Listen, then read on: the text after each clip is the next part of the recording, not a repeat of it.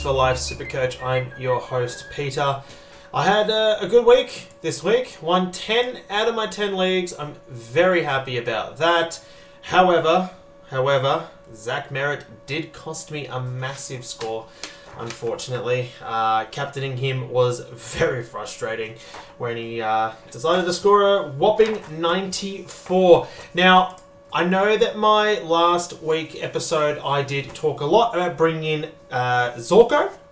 However, after the episode was recorded, Sweet was not named, and unfortunately I had to make some decisions, and well, the decision I decided to make was not cop a second 0 in a row, and I brought in Rowan Marshall instead, who did score 169, so I'm very happy with that. So I've completed my ruck line now. I'm most likely not going to make a change unless I am forced to, or if I have a luxury change or trade available later in the year. So I'm disappointed that I missed out on Dane Zorko. Honestly, I really wanted to get my F3 out there, but it is what it is. Unfortunately, I couldn't bring him in because it would have cost me a 0 on field, and I just couldn't do that for a second week in a row. So we've got a big show coming up. Before we begin, just the standard stuff, please make sure to subscribe if you're watching this on YouTube. Like our Facebook page, like us on TikTok, Instagram, that's Instagram, and Twitter as well, or X. This is where I post all our news and updates, not just for us, but just SuperCoach news and updates as well. So at least that way you can be up to date with all the relevant SuperCoach news, and hopefully it helps you with structuring your team. Now, as I said, big week. We've got our weekly group winner primos to look at for this week that are at bargain basement price. We've got rookies that are on the bubble. We've got an abundance of rookies actually to look at. And we also have some injury news before we move on to VC and C options and my trades this week. So big week. I just want to start off with the group winner, Justin, who's Fluke Crazy Uniacs. That's his team name. Scored 2,581. So that was a pretty good score. Congratulations, Justin. Glad it's not another Josh, as it's been for the last 3 weeks. It's just been Josh. Different Joshes, but Joshes have been reigning supreme this year for some reason in our weekly group. Who did well for me this week? Well, I was happy with Ryan. I didn't take his VC score, which was dumb, and unfortunately it meant that I took a risk. My rule is 125. If a player scores 125, I take that player as my vice captain. Ryan scored 122, and I justified not taking his score, which is dumb in hindsight. However, it has worked on several occasions this year, so you win some, you lose some. Merritt scored 94, so I'm going to put him in the bin. I thought he was not trading him out. I'm not trading him out. I'm just saying that he was in the shit bucket. I also want to talk about Bontempelli, who's been kind of up and down this year. Disappointed with him. The most disappointing player for me for the week was Christian Petrarca. Started off well. He started off well, and the thing is about track, and this is for anyone that's considering bringing him in, I do not recommend bringing in Christian Petrarca. He's not going to get DDP. He played predominantly of the game in the midfield. Really, if I got his heat map from the game, fl.com.au, I just threw my run sheet for anyone that is listening to this on Spotify. Also give me a subscription there too if you're listening to this. I just want to get Christian Petrarca's heat map. Why is this so difficult? Why is this so hard on the freaking thing? On their website? Why is it different? Fixture. Here we go. You can't see heat maps on the... Surely you can see heat maps on the website. Let's see. Surely. I know that it's available on the app. But surely you can see heat maps. Christian Petrarca. No, I can't click on his name. Why can't I click on his name? No, oh well. Anyway, live podcasting for you. The website is shit. The app's pretty good, but the website itself is pretty shit. Anyway, if you look at his map, his heat map, basically everything was on the center. So he is not getting DDP. He started off well, but then he got a nasty knock and he just disappeared from the game. Look, I've been watching him play since I brought him in, and I've been very disappointed. He started the season off scoring 108, 119, 146. Then he had a 97, which is okay, considering Port Adelaide's one of the hardest midfields to go up against. And then he scored 140. I thought, yes, this is the guy to bring in. Since bringing him in, this guy's gone 59, 93, 94, 134, and then 87. He's just been so fucking average. He's so average.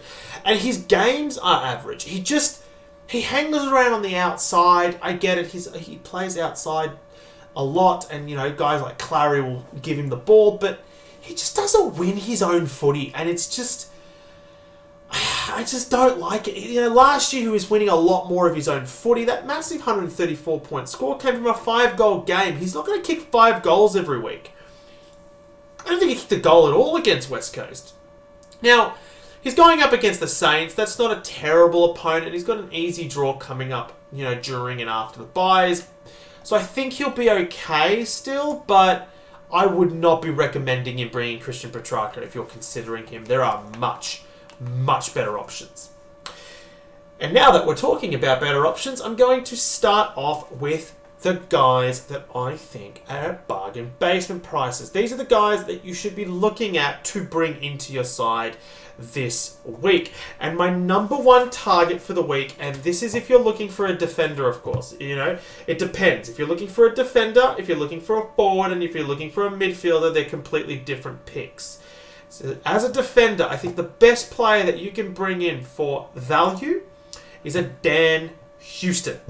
He has just come off a massive 148-point score. His break-even was 149, by the way. This is a guy that I've been talking about for the last 3 to 4 weeks. I could see that his price was starting to drop, and I was getting excited. And then I saw his break-even last week was 149. I'm like, awesome, he's going to score well, but he's not going to do that against the Hawks. And he scored 148, which is pretty much just under his... I was hoping he'd drop another 20k, but he only dropped another 2k, which is annoying. So... look, I do get to get him. I'm bringing him in this week. 578k. He is currently in the top 6 ranked defenders, and he's going to stay that way. I doubt that he's going to get much cheaper than this. He's got North Melbourne next, who do score well. He's got the best buy of the round. Best buy of the year. It's the week that I think is round 13 when only Port Adelaide and Freo are missing, which means he covers you across the other 3 buys. If you don't have Dan Houston, this is the week to get him in. A week before buys begin, and he's at basement price. He's not going to get much cheaper than this. The only other guy that I would suggest if you've got a Dan Houston is a Nick Martin. Has slowed down a little bit, but he's about to go against Richmond, who he's going to probably score 1,000 points against this week. He's been fantastic since he started the year. He's gone. So look, he had that average score in round 1, but after that he's gone 93, which again some people were still thinking was average, but it's actually not too bad. 136, 133, 100, 114, 124, 122, 83, and 100. Honestly, you're probably not going to get this guy for much cheaper either. I think his break-even is... his break-even's 148. You could probably hold maybe Nick Martin another week, actually. Although, in all fairness, he might actually do that. He might actually do that against Richmond, considering Zorko went 160 against Richmond, so... he might hit that break-even. But the safer option is to not pick Nick Martin. This week, I'd wait a week for him. Dan Houston's the one that you should definitely be considering this week. Now, the other guy a lot of people are talking about is Zach Fisher, and I'm not 100% convinced. I did trade out Fisher this year already. I just don't see it. He's had some really average scores. But then, his last 3 games have been 95, 140, and 116. He seems to be playing the role that we all started him for. Finally. But I just don't like it. I think this is a luxury trade. This is the kind of guy that you bring in if your other lines are finished and you're trying to finish your forward line and you've already got the top three. Even if you actually, you know what? This is the guy that you should be bringing in if you've already got guys like Heaney, Flanders, Zorko, and probably Rankine. I would rate Rankine ahead of Fisher because when McKercher comes back and if Sheasel starts to play more defense again, it could mean Zach Fisher becomes the sub once again and starts scoring 20s like he did against Adelaide. So I'm not 100% convinced about this pick. It is still risky. Yes, he's scoring well, but I'm not totally convinced, to be honest. North Melbourne have been really rotating their squad a lot. You know, we were saying that Tom Powell was a keeper only a month and a half ago, and now, I don't know, Fisher's the keeper. I'm just not convinced. And then, you know, McKercher was a keeper a fortnight ago too. People are then jumping off Sheasel. Like, it's just all over the place. So I'm just not adding another North Melbourne player to my list right now. You know, whatever. If he ends up being the 6th best forward, fantastic. But just remember, DDP is around the corner next week, actually. So who knows? We might actually get another forward that we might be interested in. I personally would rather have guys like Heaney and Flanders and Rankine and Zorko before Fisher. But again, if it's one of your last lines, why not? If you're doing great, if you're in the top 1K, well, you can take the risk. The next one I want to talk about is... Now, this is the guy that, in for me, is actually the number 2. And that is Tom Green. Now, this is a guy that I faded at the start of the year. His break-even is 71. He's got a projected score of 88, which, let's be honest, he's probably going to exceed that. The Cats actually have been one of the easiest teams to score against for inside midfielders, and he is one. My concern is that he has been... his first month was fantastic, but then, you know, the St Kilda game, the Carlton game, they were average. 159 against, you know, Brisbane was insane. The 5 against Sydney is why his price has plummeted so much, but he was actually scoring kind of averagely before then. He's a 487k. Now, if I hadn't already completed my midfield, I'd be picking up Tom Green. If you're looking for a midfielder, this is the guy for you. He's the Giants' best midfielder, you know, but he has come off another 95, which has been a bit meh. Like, I faded him because I thought that, you know, his scores were a little bit overinflated at the start of the year. You know, Collingwood came off a little bit of a premiership hangover. The North Melbourne and West Coast were easy beats, and I was kind of right in that regard. He beats up against the lower teams and doesn't do amazing against the bigger teams. Look at your buy structure, but if you're looking for a midfielder, Tom Green has the most value. The other one, if you've got a little bit more cash, and I personally think that this is the guy you should be considering, but only if you don't already have the likes of Rowell and Miller, and that is Noah Anderson.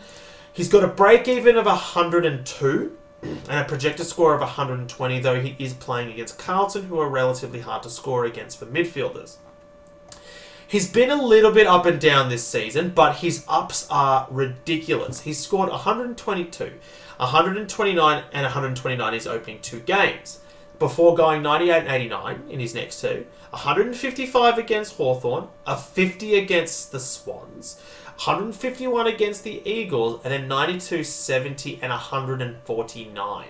So, with Anderson, you're going to get those big 150 scores, which is going to be great. It's going to be really good, but then you're going to get those, like, 70 scores, 80 scores. And that's the annoying thing about owning someone like Anderson. I really do like him. I owned him last year. I actually owned him the last 2 years, and I was very happy with him. But because I started Matt Rowell, I decided to not go with Anderson. But for 555k, he's pretty good value. The other one is Matt Rowell's come down a lot in cash so far. So he's now affordable too. He's got a break-even 116. He's obviously playing against the Blues. He had those couple of ordinary games. I think he scored, what was it, that run of 65 and 83 against Brisbane and North, but he bounced back hard against the Cats. I think that if you can afford Raul, he's probably the more consistent choice. But Anderson has the biggest ceiling. So, it's kind of tough on which one you should go with. Personally, I've got Raul, so I'm not picking Anderson. I don't like to have too many players from the same team in one line. It's just something that I personally just don't like to do. Because I know that when Petrarca and Oliver when Petrarca and Oliver have buys, they're both out. So again, look at your buy structure. If you've already got the likes of, Flanders or Raul, or Miller, don't go for Anderson, vice versa for Raul. I also want to show you their buy, I think, is round 14. They share a buy with Essendon, Geelong, and Melbourne. Okay? That means the week that guys like Anderson, Raul, Miller, Flanders miss, Zach Merritt misses, Nick Martin miss, Petrarca, Oliver, Gawn, all of these guys miss. Holmes, for me, I know that he's got a low ownership, but some people do have Holmes. Stewart, a lot of people still have Stewart. These are the sort of guys that are missing that week. So, look at your team. If you're holding like a Parrish and a Merritt and a Martin and then a Petrarca, Oliver, Gawn, as well as a Miller and Flanders, probably don't go for Raul until after his bye, or Anderson until after his bye, because it's going to fuck you. Just so you're aware. It just is. Okay? Now, the next guy is Isaac Rankine. He is still affordable, and he's probably the guy that I want to bring in next week. He's playing the Eagles this week, and he's got a break even of 52. Very frustrating for me, because I'm probably going to have to pay about $585K for him next week. This week is probably the week to bring him in. However, he's below 600K next week still. He's got a huge run. Listen to this. He's got West Coast, Hawthorn, and Richmond in his next 3 games. He will not be below 600K for long. If I wasn't picking up Dan Houston this week, I'd be picking up Isaac Rankine. I am fading him for 1 week, and I'm most likely bringing him in next week because I just want Houston. I just want to finish my back line, and I just think that there's more value in Houston than what there is in Rankine right now. Rankine will be about the price of Houston next week, for example, while Houston's going to skyrocket back to 600K soon. So, look, again, if you've already completed your backline, Rankine is probably... And your midfield, Rankine's definitely a very good option. The other one I want to talk about... Now, this is more for next week, by the way, is... And I say next week because he's got a high break even, and that is Rory Laird. If you're not interested in, the Andersons and the Rowells and the Greens, for whatever reason, Rory Laird's got a break even 141, which you could get against the Eagles. It depends which Eagles outfit we get. But he most likely won't, and he will drop some cash. He's already 555K. You might even be able to sneak him in at 530K next week before he plays the Hawks. And then Richmond, who he should score huge scores against. He's still got a ceiling. He's got 149 against North. It's only a couple of weeks ago that he turned up against Brisbane as well. He just had a couple of average games in recent weeks, and it's caused his price to drop a bit. There's still value there. He's still a very good player. And I would actually probably prefer him over Petrarca right now. So, someone to keep an eye out for next week. Now, the next person I want to talk about are the rookies. These are the guys that you should be looking at to bring in this week. Now, one of the guys I want to talk about is Alex Sexton. Already almost 5,000 people have brought him in. He's got a negative 40 break even, and he's going to make money. I actually like this cash grab, personally. I don't mind it, but I'm going to be honest, this is a luxury trade-in. His first 3 games were very average, in the same role, by the way, and he's gone 82 and 118. He's been very good, but his role is there because Powell's is not. Powell is suspended. So Powell...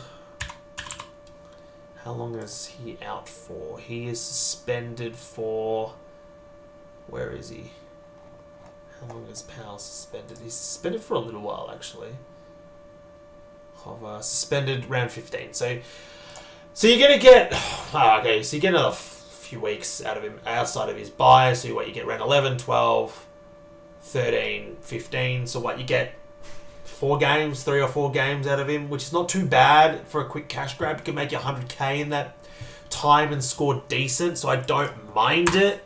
But again, this is one of like the Fisher luxury trades. I don't personally like it right now unless you're, as I said, you've got the top 4 forwards and now you're trying to finish off those last 2 spots and you think that, Fish and Sexton can make you a bit of cash and score well on field. Like, I'd prefer to have Fish and Sexton over Garcia, Revel and Richards. But, Dan Houston. And unfortunately, I was forced to make a lot of sideways trades this year because my players were shit. The ones that I started with. So, I don't mind the Sexton pick. Again, it's very team dependent. I also wouldn't be doing it if you've already got a lot of Gold Coast players. Because then you're trading him out a week earlier than you would. You'd only be getting a couple of games out of him. The other one is, this is the guy that I'm personally bringing in, is Joe Richards. Has scored well. We've already seen him score 107 against the Eagles, and then he went 60, but he scored 40 points of those 60 points in the first half, so just be aware of that. He had a really poor second half. I just think that he's probably got better job security because the Pies have a lot of forward injuries. And I held out. I didn't want Sullivan because I thought that Sullivan... Yes, the Pies still have midfield injuries, but those midfielders are top-line midfielders, and they will come straight back the second they're free, while the forwards that are out for longer than what their midfielders are out for. So I just think that Richards is the better option. That's just it for me. The other guy, Farija. 12,000 people have traded him in. He's got a negative 59 break-even and a projected score of 38. He's got DDP. He's $6,000 cheaper at 117k. He's come off 63 and 64 scores, which are pretty good. But I don't personally want another dog, so I'm not going to be picking him. But I totally understand if you want him, especially if you can't get Richards because you need that $6,000 for the trade-in that you actually want. Then I'm totally fine with it. And DDP is handy, but for me personally, I just think Richards is just the better option out of the two. And I don't really feel like going for a Sexton, although I could. Could I? No, I can't. No, I can't get a Sexton. I was very tempted just for a split second there. Your forward line... people are finishing their forward lines. This is why guys like Zorko and Fisher and Sexton are such traded in, because people are starting to finish those. Again, unfortunately, I'm not, because I've had a lot of spuds throughout the year that I've had to cull first. Ethan Phillips is another guy that we should be waiting on, but I'd be waiting longer on him. He's 102k, so he's basement price, but he's only played the one game. He did score well, which was 64 against Port, but don't go early on him. We've got other options. I highly doubt that you've got both Richards and Fajia, so don't bother with Phillips. I'd be waiting a week. Almost 5,000 people have brought him in. I don't see why. It's because his basement price maybe, but I don't like it. Now, this is someone that no one's talking about, and this is Dante Visitini. Now, he's got a negative 86 break even. He's 143k. Okay. Projected score of 53. Now, he was beaten quite badly in the ruck, but still scored 94. So, I don't care AFL-wise. SuperCoach-wise, he's doing well. And he was left in the side ahead of Sweet. Now, I don't mind trading. If Sweet is not named this week, and this guy is named again, I don't mind trading out Sweet and trading in this guy and banking the 100k. I really don't mind it, to be honest. And it's probably what I'm going to do if Sweet is not named again. Okay? Because Soldo is coming back soon. He's only another week or two away. And that whole reason we brought in Sweet was so we can have a player making a bunch of cash while Soldo's out. And if Dante is now the number one choice while Soldo's out, then maybe that's the guy that we should be jumping on, and he can make us a bit of coin in the meantime. So I don't mind that, personally. I really don't. So keep an eye out on him. keep an eye out on him. I am very tempted to do just that. So just look out for team sheets for that. Now this is an interesting one. If you're in for a player with great job security but not a lot of cash making ability, then I don't mind a David Swallow, who's projected to go up 27k. He's got a negative 25 break even because he's been the sub basically almost every week except for the last game, where he scored a nice 98, which proves that he can still score.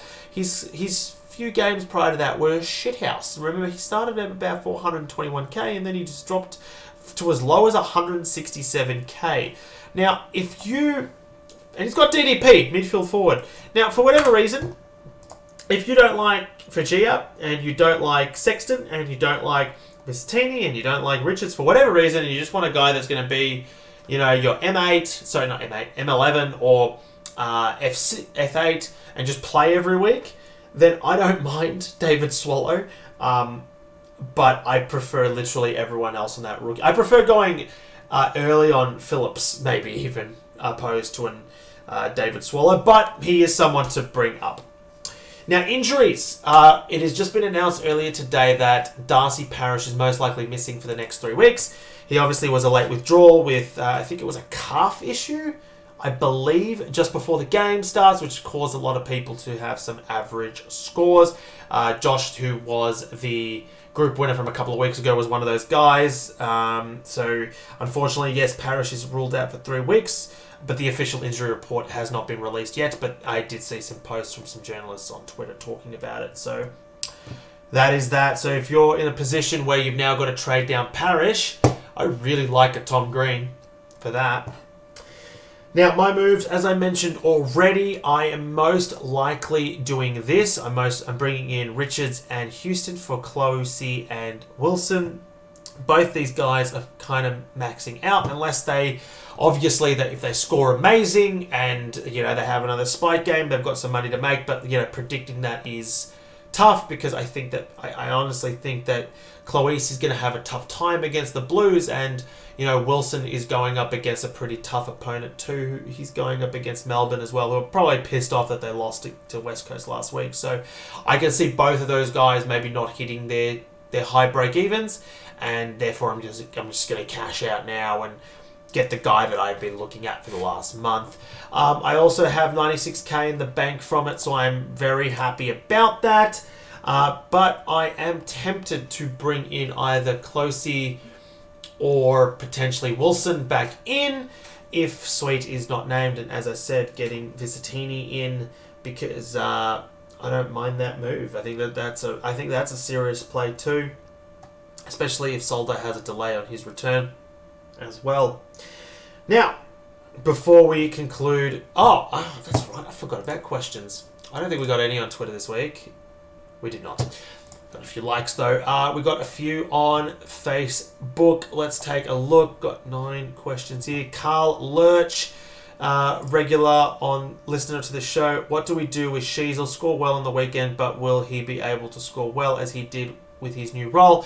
I don't mind Sheasel. I think holding him is fine. The guy's not being moved to forward pocket. He's playing midfield and pushing forward. He starts kicking goals, then we're happy. He's going to score well. McKercher, he was out, and we know that Sheasel has been moved. I think Sheasel actually played a little bit of defence on the weekend, from what I've been told. I'm going to bring it up on my phone app real quick just to double check that, but I think he did from memory. Let's take a quick look. Players. Sheasel had 32 disposals. He was mostly midfield wing. He did have a little bit. Yeah, he did play a little bit of defense, to be honest. Did he get any kick-ins? He had no kick-ins. Rebound 50s. No. Yeah. He wasn't up forward, which is the good thing. That's the thing. So he didn't play up forward. So personally, I think that his job security is still good.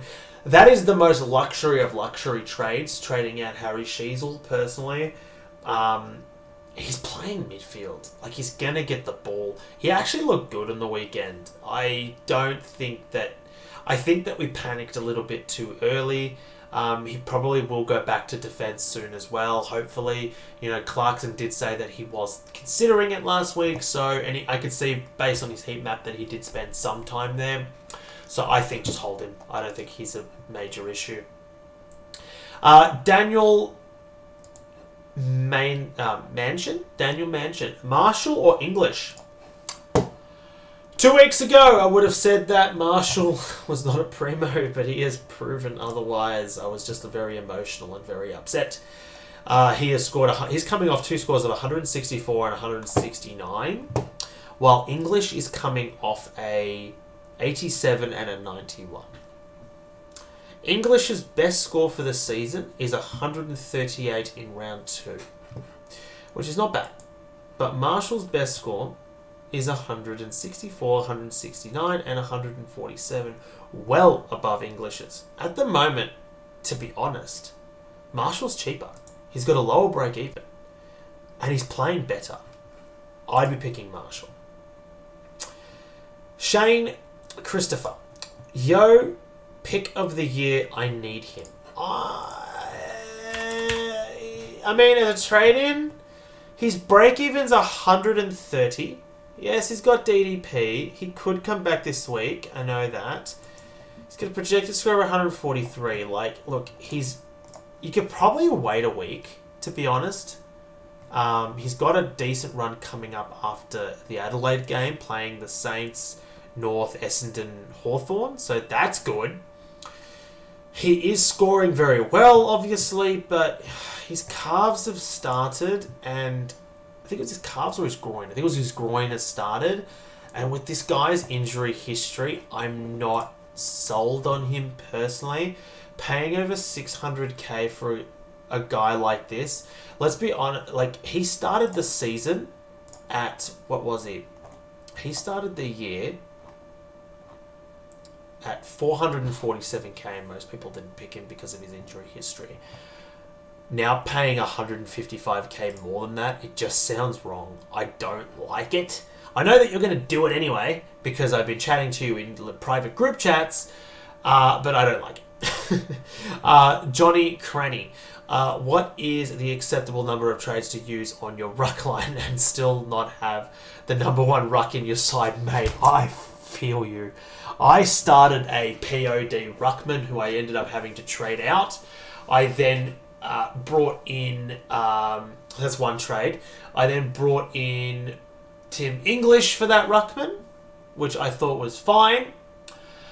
So that's one trade, and then I brought in Marshall for Grundy, so that's that second trade.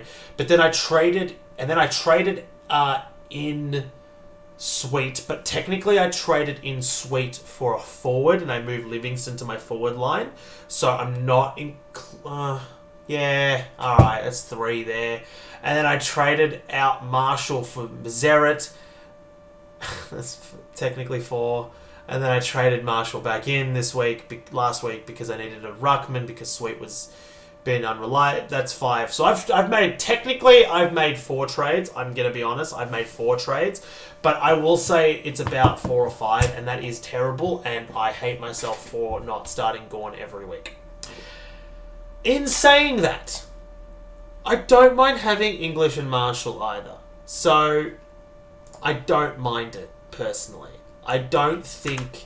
How expensive is Gorn? He's 669k, so he dropped 34k over the weekend. He's got a break-even 167, which he probably will score against Rowan Marshall, actually, because he plays a little open. But in saying that, hasn't scored great. But then I think that game was affected by Grundy potentially, the last game where he scored 84 against the Saints. But he scored 82 in 2022. But I think he played forward then. I don't know. No, personally, I don't like it. I think that you can probably wait for Gorn another week. As he drops a little bit further in cash. You're probably going to get him at his cheapest next week, I would say. But yeah, fuck, it sucks. It sucks. I'm with you, mate. Shane's asked another question. When, if not, does Marshall get injured? You're criticising me for picking Rowan Marshall, but you're bringing in fucking Elliot Yeo. I'm just going to let that sink in. I'm just going to let that sink in to you. By the way, his butt hurt because I kicked his ass over the weekend. So, that was fun. Carl Lurch, another long-time listener. Is it time... I say long time, but I've only made 10 episodes. By long time, I mean from the start of this season all the way to now. It is time to start thinking about bringing in LDU post-buys. Ooh. Let's take a look. Uniac. He's 549k. Break even of 56. Plays Port, who is a tough opponent. However, he has gone. Interesting. I have not noticed this. He has flown a little bit under the radar. So since round 6, he's gone 101 against Hawthorn. Sorry, I really needed to drink some water there. 101 against Hawthorn. 112 against Adelaide. 90 against the Saints, was kind of average. 109 against the Suns. And 152 against Essendon. Here's an interesting one. I don't mind it, but I don't hate it. He's been better than Petrarca has, which is sad, considering how much I paid for Petrarca. After buys, if you've completed your team, like you've got your team's done and you've got some trades in your pocket, I don't mind it if your M8 is not doing well. However, I would think that, as I mentioned earlier, I think that Tom Green poses better value this week. Caleb O'Donnell, is Rankine now an option forward? Yeah, definitely, mate. Out for 3 weeks with a hammy. Wait, Rankine's out for 3 weeks with a hammy? Fuck, I missed that. Hang on. I missed that one. No way. I just seen news about Taron Thomas. I need to check this. More news. Where's this? Where's he out? Where does it say he's out? I don't see anything about him being out. Alright, well, if Isaac Rankine is out, then maybe we bring him in when he's back. But yes, if Isaac Rankine is not out, then great. Bring him in. I must have missed that one. I must have missed the Rankine news. But yeah, if he's not out, bring him in. If he's out, just wait till he's back. Which is good, because it means he's not going to go up in price anymore, so I can get him in a few weeks. That's actually really good. That is, like, for me, personally, who doesn't have him. Top fan. Ooh. Another listener, obviously. Julian Russo. How do I convince myself I'm not an idiot for trading out Fisher, Martin, Young, Sexton, and Marshall this season? Mate, I'm trying to convince myself that. I traded out Fisher, which I still think was the right decision, so don't worry about that. Martin, tough. That was tough. I held on to him for another week, and I'm so glad I did. Young, look, honestly, it's annoying. It is annoying that you've traded out Hayden Young. I feel it too, because I also traded out Hayden Young. But I did get Luke Ryan. And look, his lows have been kind of average, but his highs have been good. I actually don't think you've missed out on much trading Hayden Young out, because he's only 8k more than what he started. I actually think that you were fine trading him out. In hindsight, we made the right call. Honestly, we made the right call with Hayden Young. The role's there, but the scoring is volatile. And it depends who you traded him out for. I brought in Luke Ryan, so I'm happy. It depends who you brought in, mate. Sexton, he was shit. He was shit in the first few games. Then he was dropped playing VFL. And then they found other players that were playing well. I don't blame you for trading him. Really, I don't. Marshall, yeah, I did the same thing. Got a little emotional there. Sorry. My God, I'm really struggling here. Hang on. So sorry. Now, I brought him in as well just before, the buys so I can get an upper hand on everyone that owned Grundy and Gorn by having another ruckman out there that does not have a buy, and then he decided to pump out 250s, so I got really mad and I rage traded him out. Then I had to trade him back in last week. So look, it is annoying. It's not too late to jump on Marshall or Sexton or Fisher if you like, or Martin. I think all of these guys are trading options depending on how you're going. But yes, it does suck, and no matter what, in every season you're going to have those guys that you've traded out that you wish you kept. Now, let's take a look at captains and vice captains for the week. All right. First up, we've got the Dogs take on the Swans on Thursday night. And considering how shit, or average, both English and Bont have been, I don't like anyone from this game at all. Not one person. Heaney, maybe. It's at Marvel Stadium though, so nah, don't really like it. Friday night, Freo take on Collingwood at Optus Stadium. Do I like anyone from this game? Nick Dacos. Nick Dacos is in fine form, but did drop off very late. Started on fire, but then only finished on 105. Very disappointing. Has been in good form. Oh, wow. Has been in good form, though. I don't mind Sarong or a Luke Ryan, but I do think that there are better vice-captain choices later in the round. So I personally will wait. Saturday, North Melbourne take on Port Adelaide, and this is where my vice-captain's coming from. I really like Zach Butters in this game, and I'm going to be picking Zach Butters. And that is about it. Zach Butters. Rosie, if he's back, maybe, but he's been rushed back before, and he didn't score well, so keep it. I wouldn't be picking Rosie if you've got him. And Ollie Wines is a definite no, because he was subbed off with heart palpitations, which is sad. I really like Ollie Wines. I've got him in my draft league. But yeah, I'd say Butters is the only real one to consider from that game. After that, we've got Carlton take on the Suns, and I like Walsh. I like, Miller. I like Anderson. I like Rao, anyone. But honestly, I think that your vice-captain choices should be in the first 3 games, so don't worry about it. The Giants take on the Cats after that. I do not mind a Tom Green for a bounce-back game, but again, there are better options elsewhere, and Green has been a little bit meh as of late. Now, this is where my captain's coming from, and yes, my captain did fail me last weekend, but I'm still going to back him because he went 162 against the Tigers last year and 150 against the Tigers the game before that. And by the way, I captained him both times in those games, so I remember captaining him for the 162 and the 150. So I'm probably going to do it again if Zach Butters doesn't go absolutely mental first against the Tigers, because the Tigers are shithouse. The Tigers are now officially the worst AFL side. I don't care that North Melbourne haven't won a game and Richmond has. They are definitely worse. Much, much worse. The last 2 games have been 2 of the worst AFL games I have seen since we were smashed by Sydney in 2016 in that final game when finals were done. The coach, was being sacked. There was board revolts. There was no effort at all. And Sydney were on fire, number 1 on the ladder that year. I have not seen us lose a game that badly since then.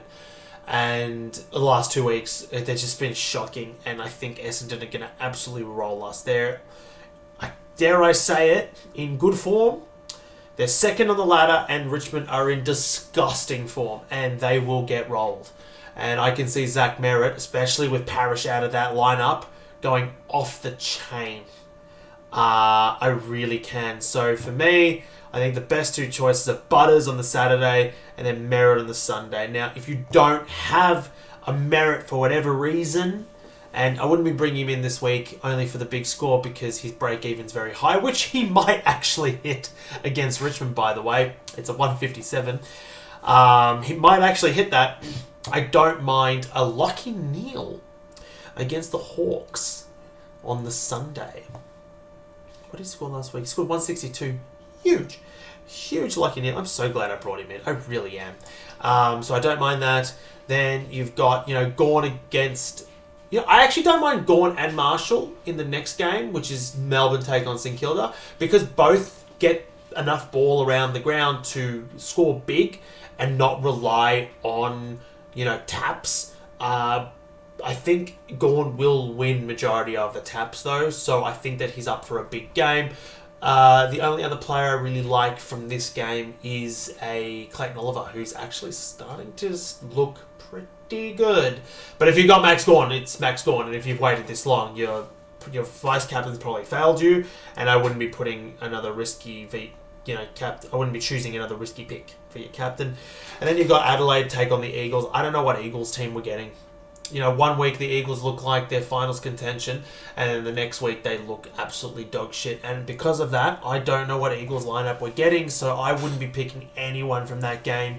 If you're relying on a captain score from that game, some shit's gone down, and maybe look for the week after, because things aren't working out for you this week. Honestly, they're my vice captain and captain choices. Thanks so much for listening. Now, before I do go, please make sure to subscribe on our YouTube channel or Spotify. Give us a like on Facebook, Instagram, TikTok, Twitter, or X or whatever it's called, or all of those sort of places. And I'll be back same time, same place next week. Thanks for listening.